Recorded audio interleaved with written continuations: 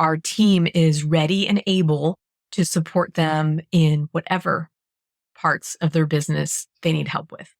So, huge goal. But I still think by doing that, it gets all the way back up here to we want to increase revenues by 15% for the year. I think we can do that, but it's going to take some processes, some time, setting some action items, setting some deadlines, and then also sharing that information with the team so that we can, get everybody pulling the same direction. Overall, the clients that value us in that way as advisors and not just transactional, let's put in your bill and pay your bill. No, they're more of the wanting cash flow or budgeting, management advisory, or help with their teams, or any of those things that we will be able to give them that assistance. And then that is something that is immune to AI. The personal touch is going to be something that is going to set accounting firms apart. That's what our goal is.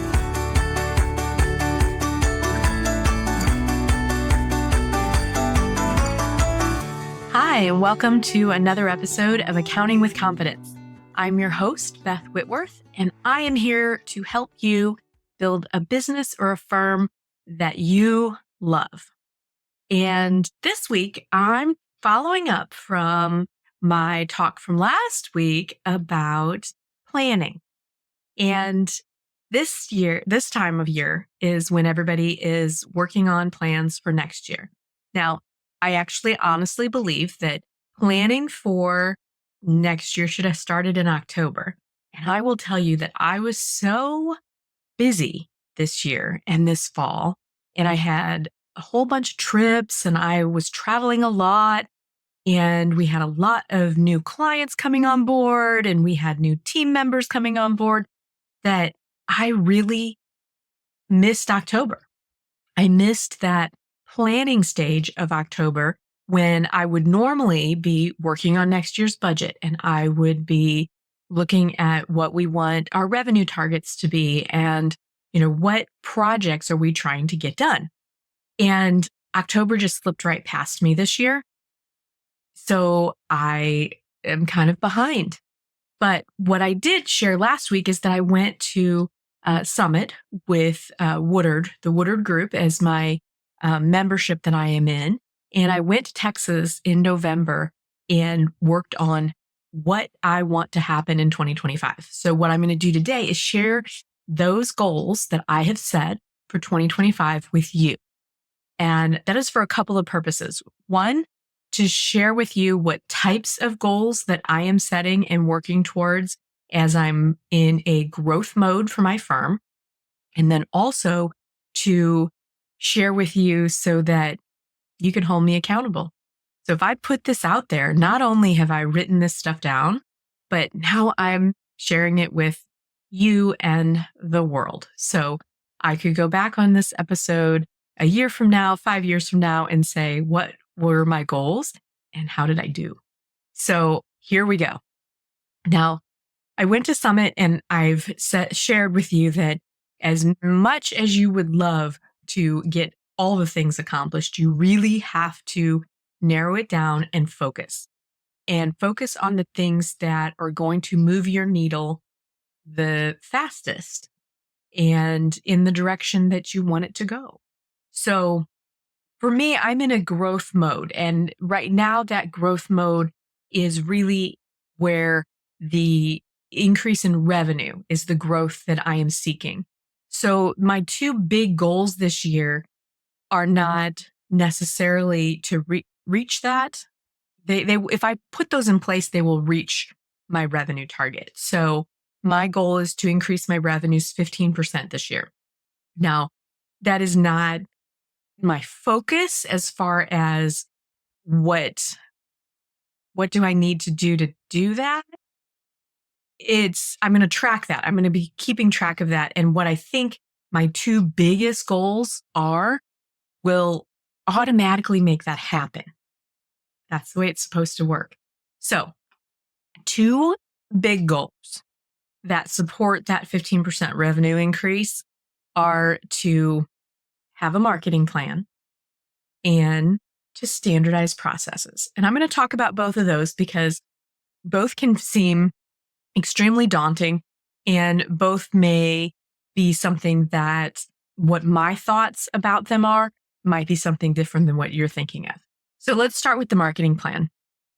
Now, I have talked multiple times about marketing and how it is something that I seem to have a mental block for, but I did know enough this year to have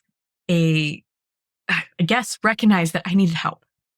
And when I had the opportunity to have an accounting firm marketing expert review what I already have in place, that was something that put me on the right track to knowing what I should be working on. And then I took that the next step further, which was to say, okay, let me implement.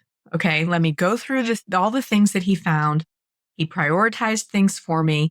I need to figure out how to put this in place so that I am working towards being able to attract new customers, to retain existing customers, to attract good talent, all those things that will help me in my road to growth.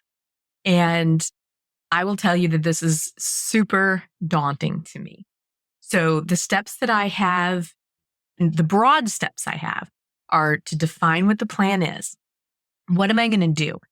What systems do I need to use? What kind of cadence do I need to have as far as putting out content or sending out emails? What platforms am I going to use? Am I just going to use email, or do I need to use social media platforms, and which social media platforms? And what am I going to do as far as my networking and my networking events and my speaking engagements or writing opportunities, all of those things. And so the first step I have to do, and hasn't been done yet, is to define what the plan is going to be. And that is something that I think I have all the tools I need to decide that. But I do have some research that I need to do. I need to look into some social media scheduling platforms and maybe what I should do with some website merging. Because right now I have an Accounting with Confidence website and I have an Accounting Solutions Group website. And we really need to work towards making that all one brand. So defining it is step one of working on the marketing plan. Now, the second part of obtaining that goal is to implement it. And implementation has been a struggle in the past. It is very easy for me to drop the ball on that stuff. So what I need to do to make this objective something that I can achieve is I have to set aside time to do it. And so I worked this week to go ahead for the whole from now until the end of the first quarter. I have set aside at least 1 hour a week of fully focused marketing time. Now, initially that time is going to be used for defining the plan, but then eventually it's going to morph into implementing that plan. So the implementation is the part that I tend to drop the ball on. So I know I will be asking for help from my coach. I will be asking for time from my team to be able to have this dedicated time to work on this. And I fully believe that if I define it and I implement it, that I should be able to use the marketing to help reach that overarching goal of a 15% revenue increase.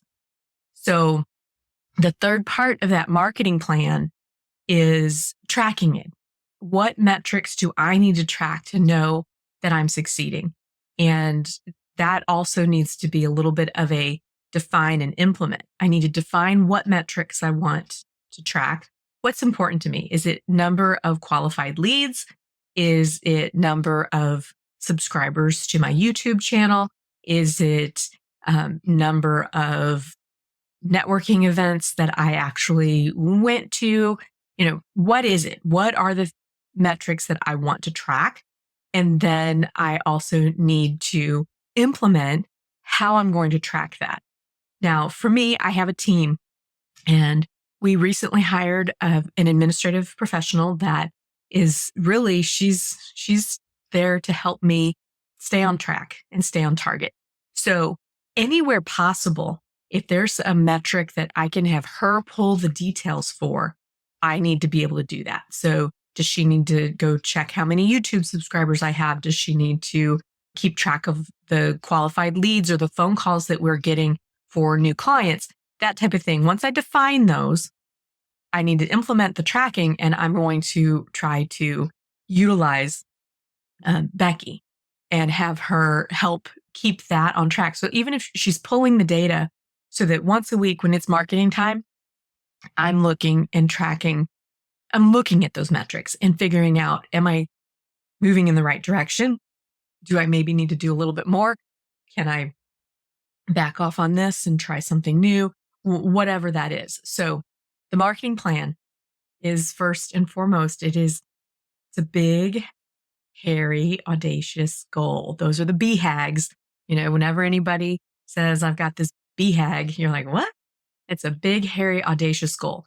Now, I have never had a formal and implemented marketing plan. I've been in this version of my business for 15 years, and there has been little bits of pieces that I'm trying to work on. And I know that the key for marketing is the consistency.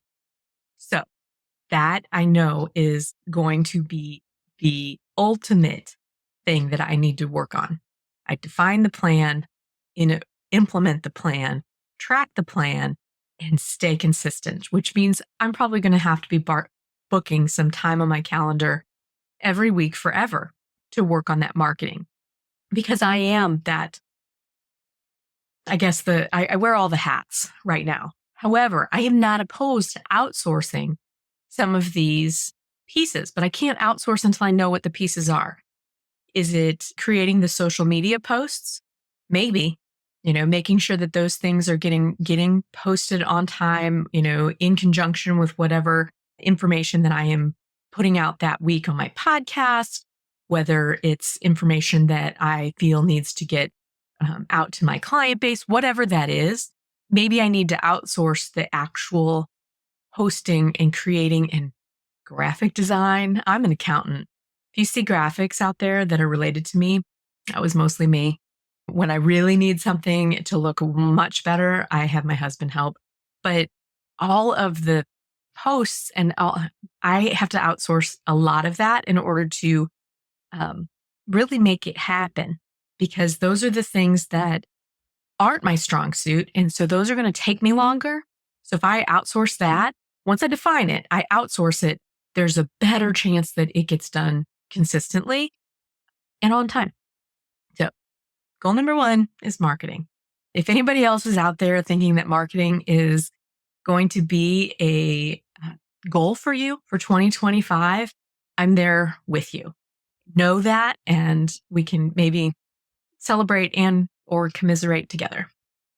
So goal number 2, and I'm only setting really 2 business objectives that are essentially working towards helping me get to that overarching 15% revenue increase. And that is, the second one is standardizing our processes.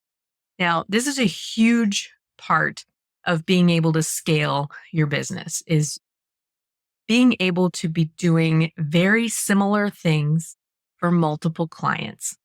And I know every single business is different. So I am not expecting it to be we only do these services in this way on this day. That's not what I mean. What we are coming from is a QuickBooks background, and QuickBooks Desktop was where I started. I began my firm. Desktop was really the only option out there.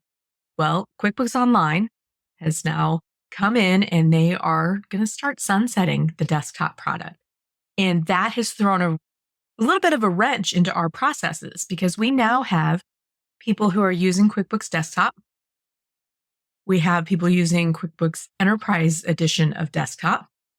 We have people using QuickBooks Online and various subscription levels of that.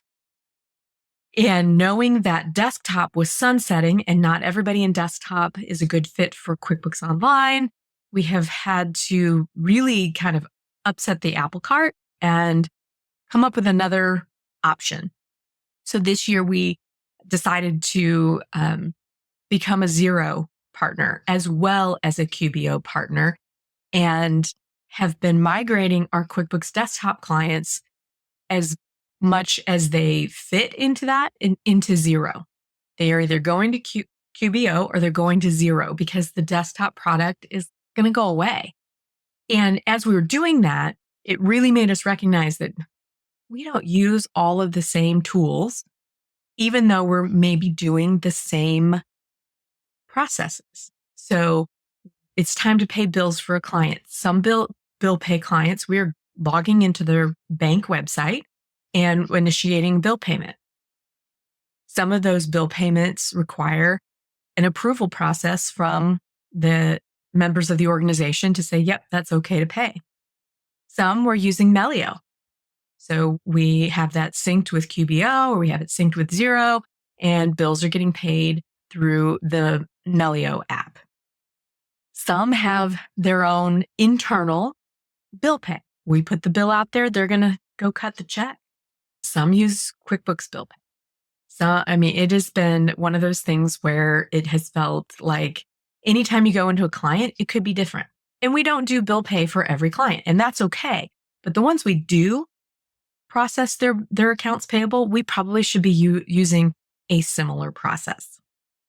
Now, same can be said for payroll. We've been moving away from QuickBooks Desktop Payroll now for 2 years because my gut is telling me, and the writing is sort of on the wall, that the desktop payroll application will be the first thing that they stop supporting. That was the first thing they stopped selling. It's the thing they are just, astronomically increasing the price on so that it deters people, $4 and $5 a direct deposit. It's just one of those things that you can see the writing on the wall. So we've been moving away from that. And as we do that, it actually has helped us standardize how we process payroll. Instead of maybe you're in QuickBooks Desktop, maybe they're using ADP and all we're doing is processing reports. We've been moving people to Patriot, and doing that has gotten that process to be a little bit more standardized. Now, the goal of standardizing these processes is not just to make it easier for the team and to be able to kind of cross-train and be able to have somebody step in so that we can actually have the team take a whole week's vacation and someone can do their work and the clients may not even know that they're gone. We would really like that. But the real issue is to create capacity at our processor level. So we need to create capacity for those people so that they can move into more of an advisory role for our clients. Now, that's where accounting is going. As everybody's talking about AI, and is it going to take over the bookkeeping world? Is it going to take over the tax preparation world? No, there's still going to be some human intervention on all of those topics. However, the transactional level of work or the input level of a tax return, those things are going to be getting automated faster. And so that takes my processors who are doing any type of transactional level work and leaves them with more time. It should. And what they need and what our clients need is for them to be part of their team. So more of an advisor. And we've always worked in the capacity of, if we know something and can share it with you, we will. You're getting ready to decide if you should lease office space. You're deciding to buy a car or lease a car. You're working with an insurance company and not sure if you need cyber insurance. We work through those things in our own firm, so we should be able to share that information. Well, right now, that information is siloed. siloed in me. It's siloed in my manager, Sarah. And so what we would love is to get the next layer, which is our processors, to have that knowledge as well. And so to do that, we need to, standardize what they're doing transactionally and then create more of a relationship-based communication with their clients. And when we do that, that gives us more value as a firm. It keeps the clients more engaged with us for more than just getting their bank reconciliation done. And it gives the ability for us to expand our services without expanding our team.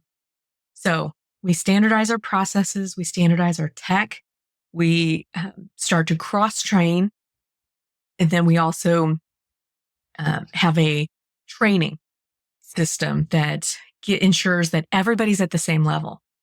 And so those are all part of this overarching goal for the year of standardizing our processes. There's a lot of pieces in there. It's getting the tech. It's getting the SOPs done. It's getting the training done. It's getting the education on how to be an advisor and not just a technology to our team. And that's a big, hairy, audacious goal. So that is broken down into a whole bunch of chunks. And we're going to focus on, kind of a chunk each quarter to be able to say by the end of the year that we have this system in place. This is where clients come into. These are the systems we use. These are the services we offer. And our team is ready and able to support them in whatever parts of their business they need help with. So huge goal, huge. But I still think by doing that, it gets all the way back up here to we want to increase revenues by 15% for the year.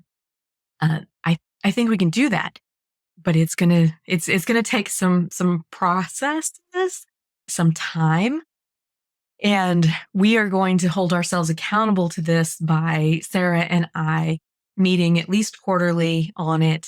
And where are we on it? Setting some action items, setting some deadlines, getting those processes into our practice management system, which is Canopy, and really just chipping away at it.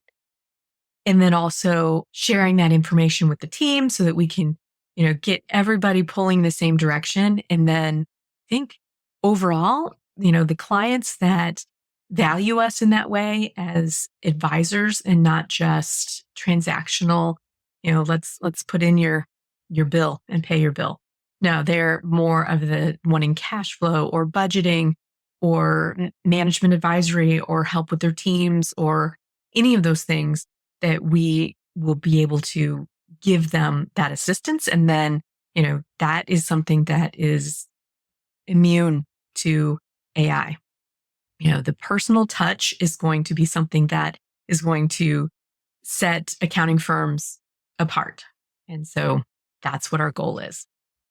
Now, so those are my two big goals, with the overarching being the 15% increase. Other things that I know need to be addressed were minor as I was looking at all of the areas of my business. We look at things like succession planning. We look at tech. We look at pricing.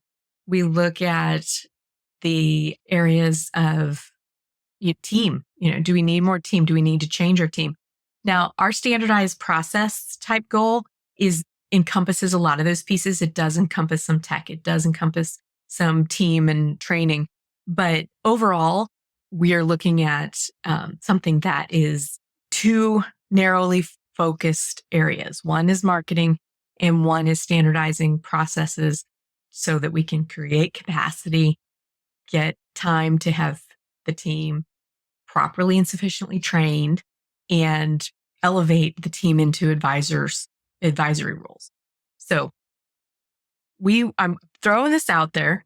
It is what we are planning on doing, and it's subject to change, but right now it is the focus.